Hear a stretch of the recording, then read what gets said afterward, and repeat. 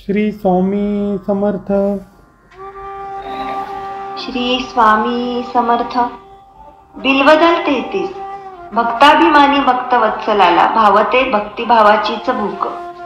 गुणदोष माझे निर्दाळून सारे, टाका एकसरे कृपादृष्टी. हे स्वामीराया, आपण अत्यंत कनवाळू आहात. भक्ताभिमानी भक्तवत्सल भगवंतांना भोळ्या भाबड्या भक्ताच्या भक्तिभावाचीच भूक भावते. पण मी अगदी हीन दीन असून आपुल्या चरणी मनोभावे लोटांगण घालतो. सामान्य जीवन जगताना माझ्या हातून अनंत अपराध घडलेत. त्या अपराधाच्या मोठाल्या राशी उभ्या झाल्यात. पण माझी ही स्थिती आपण समजून घ्यावी. मी एक अज्ञानी बालक आहे. या आपल्या मुलास आपण सांभाळून घ्यावे. माझे मन आपल्या चरणांशीच राहू द्या, ते इतरत्र भटकू नये. हा स्वामीसूत आपणास दीनपणे हे सांगत आहे. आपणास मी माझ्या डोळ्यात निरंतर ठेवीन, आपलेच ध्यान करेन. हे श्री स्वामीराया, आपण अत्यंत उदार आहात. मी हीन पामर आपल्या द्वारी आलो. मला आता एवढीच भिक्षा द्यावी की तुमच्या चरणांवर मला आपले मस्तक निरंतर ठेवता येईल. आणखी अन्य कसल्याही उपाधी या गरिबाच्या मागे न लागो. स्वामीसूत आपणास कळकळीनं विनवित आहेत की हे स्वामी दयाळा, मला पोटाशी धरावे. हे श्री स्वामी देवराया, माझ्या सेवेचा स्वीकार करा आणि पुन्हा मनुष्याचा जन्म देऊ नका. पण जन्म मिळालाच तर तो आपल्या चरणांपाशी द्यावा. आपल्या सेवेमध्ये आम्हाला रुजू करून घ्या. तुमची निस्सीमपणे भक्ती करता यावी, अन्य कशाचीही वासना होऊ न द्यावी. स्वामीसूत म्हणतात, देवा, जन्मच मिळणार असेल तर असा भक्तिपरायण सुखदायी असावा. हे स्वामी देवा, स्पष्टच सांगतो, तू माझा पिता आहेस, मी तुझे लेकरू आहे. आपण मला विसरू नये. मी अज्ञानी असे तुमचे बाळ असून माझे छान लालन पालन करून मला वाढवावे. कासव हे जसे दूरवर असले तरी आपल्या पिल्लावर सूक्ष्म दृष्टी ठेवून त्याचे रक्षण करत असते, तशी माझ्यावर आपली कृपादृष्टी असावी हे बापा. स्वामीसूत अखेरी श्रींना विनवत आहेत. श्री स्वामीराया, तूच माझा बाप खरा, म्हणूनच आपल्या चरणी थाळा मिळावा अशी प्रार्थना करतो. बालकाचा हट्ट वडीलच पुरवतील ना, लेकराचा कळवळा पित्यालाच खरा, म्हणून आपण मला तारावे. स्वामीसूत पुढे म्हणतात, तूच माझा पिता आहेस, तेव्हा या मुलाला भय ते कसले असणार. अहो बापा स्वामीनाथा, आपण अनाथांचे नाथ आहात असे म्हणवता. सर्व विश्वाचे तारणहार आहात आपण. म्हणूनच अनाथांचे रक्षण करून आपले सामर्थ्य उघडपणे जगासमोर येऊ द्या. सर्वांवर कृपेची छाया ठेवण्यासाठी आता उशीर का व्हावा. स्वामीसूत खात्री देत पुढे म्हणतात, अनाथांना नाथ बनवणारे जगताचे मालक आपणच आहात. स्वामीसूत म्हणतात, हे भगवंता, आम्हाला आपल्या मर्यादेत राहू द्यावे. लहानपणा आपल्याकडे घेण्यातच शहाणपणा आहे. आलेल्या संकटांना सोसण्याचे बळ द्यावे. अगदी थोडे पुढे जाऊन सांगायचे तर आपल्या दासांचीच चाकरी करता यावी असे हीनदीन राहू द्यावे. कसल्याही नसत्या मोठेपणाचा अंगीकार होऊ न द्यावा. आपुल्या दासांची सेवा मला प्रदान करा. तुमच्या दासांचंही दास असेच या आपल्या सुतास राहू दे. माझे वेडे वाकुडे हे शब्द माझ्या परीने मी आपली सेवा करीत आहे. मी काय करावे याचा बोध आपण घडवावा. अज्ञानाच्या जळमटांनी मी झाकोळलं गेला आहे. ते अज्ञान दूर करा, म्हणजे ज्ञानाची कवाडे माझ्यासाठी खुली होतील. तसे झाल्याची खूण मला कळू द्या. हा स्वामीसूत आपल्यासाठी पार वेडा झाला आहे. त्याचा बेडापार करा. त्याला स्वत्वाची ओळख होऊ द्या. जगाच्या या फापट पसाऱ्यात गुंतून पडावेच लागते. मग जगण्याच्या धावपळीतून बुद्धी भ्रष्ट होते. जीव विविध वासनांना बळी पडतो.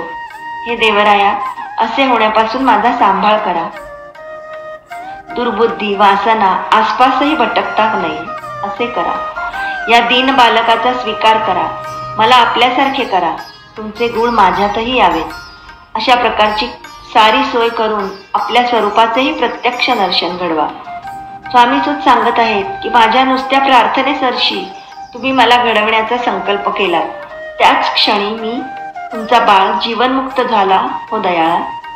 स्वामीसूत महाराजांनी लिहिलेला पुढील अभंग परब्रह्म व मायाब्रह्माच्या मजेदार खेळाबद्दल सावधानता बाळगून त्या मायेपासून स्वतःला दूर राखण्याविषयीची तळमळ श्री स्वामीरायांसमोर व्यक्त करीत आहे. इथे माया ही त्यांनी मारक्या गायीचे उदाहरण देत रंगवली आहे. श्री स्वामीसूत हे स्वामी महाराजांना विनवतात, गाय आपली बांधून ठेवा, नित्यशः आपल्या भजनी मिळावा विसावा. ही मायारूपी गाय संसारात गुरफटवून जीवन बेजार करते. आपल्या भारी शिंगांनी ती हृदयावर आघात करून छाती फोडून टाकते. ही गाय अचाट असून तिच्या आसपास रेंगाळल्यास प्रलोभन रूपी तिची शिंगे ती स्वतःच्या अफाट ताकदीने माणसात घुसवते. ती अगदी चंचल आहे, ती तशी असू द्या, पण मी तुमचे बाळ आहे ना, मग या गायीचा उपसर्ग मला का व्हावा? परब्रह्मासमोर माया परब्रह्माचे काय हो? परंतु त्या शिंगांच्या जोरदार माऱ्यामुळे हा बाळ अगदी विव्हळ झाला आहे. तेव्हा हे परब्रह्ममूर्ती स्वामीराया, आपलीच निर्मिती असलेल्या या गायीला आता जखडून टाका. तुमची गाय तुम्हीच सांभाळा, जराही वेळ दवडू नका. असे करून आपल्या सुताचे रक्षण करा हो देवराया. या मुलाकरवी आपले गुणगान करवून घ्या. आपल्या भक्तिभावामध्ये दंग ठेवून त्याला मनमुराद नाचू द्यावे. भले मी काही भावभक्तीने करण्यासाठी सरसावतो ते परत माझ्याच अंगावर येते. असे नशीब माझ्याच का हो कपाळी? काहीतरी चुकीची हीनकर्मे माझ्या हातून झाली होती, म्हणून या सुसंस्काराची परंपरा नसलेल्या ठिकाणी मला जन्म मिळाला. परंतु शेवटी तुमच्याच पोटी जन्मास आल्याप्रमाणे तुमच्यापर्यंत आलो. हे स्वामीराया, आता मी तुमचा पुत्र आहे. हा सूत आता मुळीच वाया जाणार नाही असे बघा. उपासना, सुसंस्कार, देवभक्ती अशी योग्य परंपरा मला लाभली नाही. जगणे अत्यंत व्यावहारिक सामान्य होते. हा हीनदीनपणा पूर्वकर्मामुळे आला. परंतु आपले चरण जेव्हा पाहिले तेव्हा कुलहीनताही लयास गेली व उद्धार झाला. सारे अधमपणाचे पूर्ववशातले जिणे खोटेपणामुळे जगण्यातला हीनपणा पूर्णतः विसरून गेलो आहे. एक प्रकारे माझा अधम देह आपण जाळून टाकिला. हे माझ्यावरच्या आपल्या कृपाबळेच घडले. अंगाचा दोष पण गेला. आपणच मला सुपात्र बनविले. हे श्री स्वामीराया, नंतर तर आपण मला मांडीवरच ओढून घेतले. सर्व देहच नवा बनविला. म्हणून माझे तुम्ही वडील आहात. आता माझ्याकडून सेवा स्वीकारा. आपण माझे पिता आहात. यापेक्षा दुसरे असे मला काही नको. स्वामीसूत कळवळून सांगत आहेत की या बाळाला आपल्या चरणांपाशीच राहू देऊन त्याचा योग्य प्रतिपाळ करावा. असे करण्याचे कारण काय? तर श्री स्वामींनी आपला स्वीकार केला तरच आपण जन्मास आल्याचे सार्थक झाले. अन्यथा पुन्हा जन्म आणि पुन्हा मरण हे रडगाणे चालूच राहून संसाराच्या चरकात चिरडून घ्यावे लागेल. तुझी हो अनंता तुझ्या चरणी माथा, ठेवी आला आता स्वामीराया. माथा चरणावरी ठेवी निरधारी, उचलू नका वरी किव करा. गुणदोष माझे निर्दाळून सारे, टाका एकसरे कृपा दृष्टी. स्वामीसुत म्हणे तुझ हो अनंता, लेकराची चिंता असो द्यावी. बिल्वदन 34. समर्थ चरणांचा ठाव घ्यावा, याशिवाय तरणोपाय नाही. निकट हो धरा चरणते, स्वामीरायासी नित्य स्मरा. श्री स्वामी समर्थ रूपाची ओळख झाल्यानंतर आपण त्यांना मनोभावे शरण जावे. मात्र दुर्दैवाने आपण हे समजू घेऊ शकला नाही. श्री स्वामींच्या सेवेला अंतरला, त्याचे भजन पूजन करू शकला नाही, तर असल्या दुर्दैवी जीवाने शिल्लक तरी का राहावे? आता आजवर झाले ते झाले. त्वरा करा आणि समर्थ चरण धरा. नुसत्या देहामध्ये राहून कोण्या माणसाला खरे सुख मिळतच नाही. श्री स्वामी स्वरूप जाणा. एक प्रकारे स्वतःला ओळखा. स्वामीसूत खऱ्या जीवांना विनवित आहेत की प्रत्येक जीवाने समर्थ चरणाचा ठाव घ्यावा, याशिवाय तरणोपाय नाही. काकुळतीने तुम्ही सर्वांना विनंती करतो की माझ्या स्वामीराजांना डोळे भरून पहा. तुमचे कल्याण निश्चित आहे. भक्तीच्या जिव्हाळ्यापोटी मी तुम्हाला सांगतो आहे. श्री स्वामी शक्तीच सर्वत्र आहे. त्यांच्यापासून काही वेगळे नाही. म्हणजेच अगदी तुम्ही आम्ही सुद्धा त्या शुद्ध स्वरूपाचेच अंग आहोत. हे एकदा नीट जाणवले की सर्वांचा शिणभाग समूळ जाईल. मनात संशयाचे भूत मुळीच न राहता तुम्ही संशयमुक्त होऊन स्वामीमय होऊन जाल. त्यासाठी श्री स्वामींचे नाम सदोदित मुखी ठेवा. मग तुम्हाला कळी काळाचे यत्किंचित भय वाटेनासे होईल.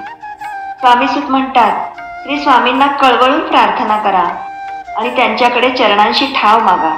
त्यांनी आपल्या चरणांशी ठाव दिल्यास काळाचा मुळीच दगा होणार नाही. भाविक जन हो, श्री स्वामींचे जिवलग बना, त्यांचे सोयरे व्हा. मुळात त्यांच्या असण्यानेच आपले अस्तित्व आहे. परंतु ते तसे सहज जाणवत नसेल म्हणून आपणहून त्यांच्याशी जवळीक साधा. श्री स्वामींच्या भक्ताचा पंथ जितक्या सहजतेने अंगीकारता येईल हे पहा. मनाचा गोंधळ होऊ न देता श्री स्वामींच्या भक्तीचा ध्यास धरा. श्री चरणांवर भरवसा ठेवा. एकविधा भक्ती करा. इतरत्र मन धावत राहण्यासारखी प्रलोभने आपल्यासमोर येतील, परंतु श्री स्वामी चरणांना दृढ भावाने भजा. त्यांचाच ध्यास धरा, अन्यथा दुर्धर असा काळ केव्हा ना केव्हा तुमचा घास घेईलच. त्यापासून श्री स्वामीच तुम्हाला सोडवतील. आपल्या अंतःकाळी आपल्या उपयोगास कोणी येत नाही हे लक्षात ठेवा. आपल्याला निजधामास स्वामीच नेऊ शकतात. योग्य स्थळीच ते नेतात, अन्यथा जीवाची पुढील वाट अत्यंत अवघड ठरावी. काळ हा उठाउठी जाच करेल, मात्र जो जीव श्री स्वामी सेवेत राहील अशा दासांना काळही भीतो, कारण त्या दासांना स्वामींनी सांभाळले आहे. आपल्या चरणांपाशी ठेवून स्वामी आपल्या दासांचा इतका सांभाळ करतात की समर्पित सेवक निर्धास्त होतो. अशी ही माझी स्वामी माय सर्वांसाठी तारक आहे. म्हणून सर्वांनी श्री स्वामी भक्ती पंथ धरावा व स्वकल्याण साधावे. स्वामी सूत्रचित कटाव 1.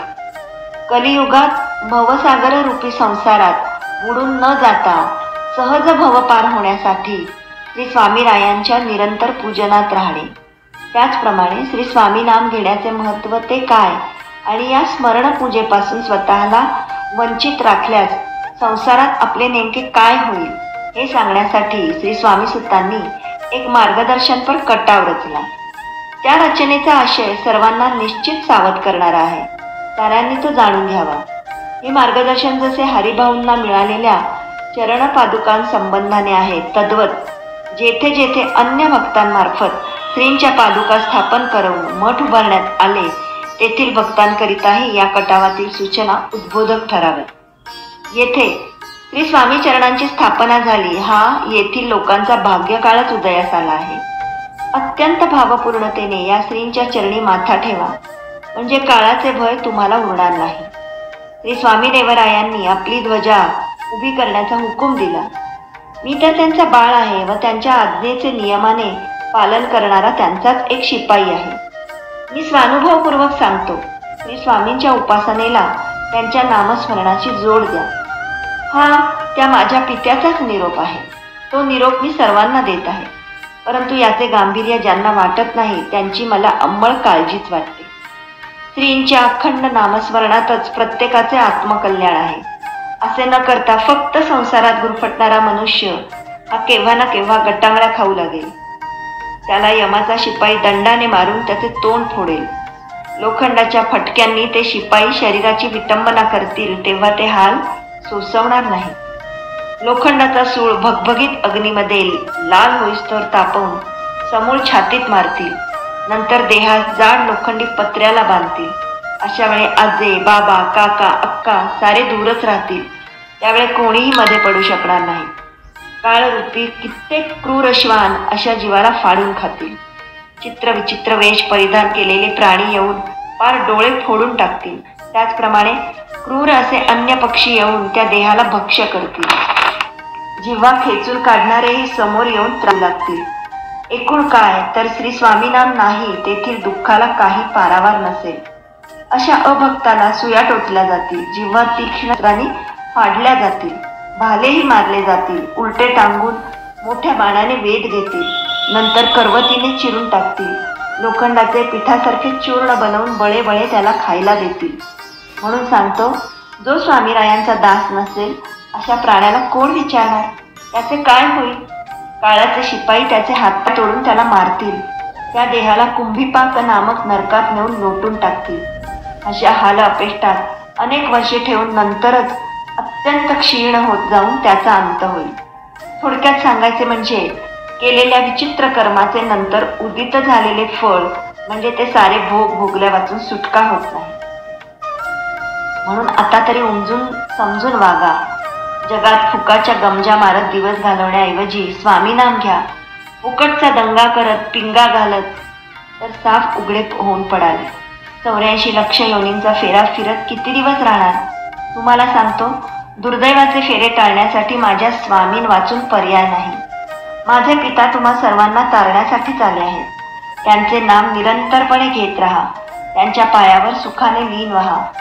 म्हणजे अगदी त्या काळाची बोबडीच वळून जाईल. तुम्ही निश्चित स्वामी भक्त बना, श्रींना आपली काया अर्पण करा, म्हणजे त्या भयंकर काळातच आपल्याला मुळीच भय राहणार नाही. स्वामीसुत म्हणतात, जा झडकरी, स्वामींना नमन करा, जा त्यांचे दर्शन घ्या. साऱ्या लोकांचा भाग्यकाळच उदयास आला म्हणून तर हे स्वामी चरण येथे आले.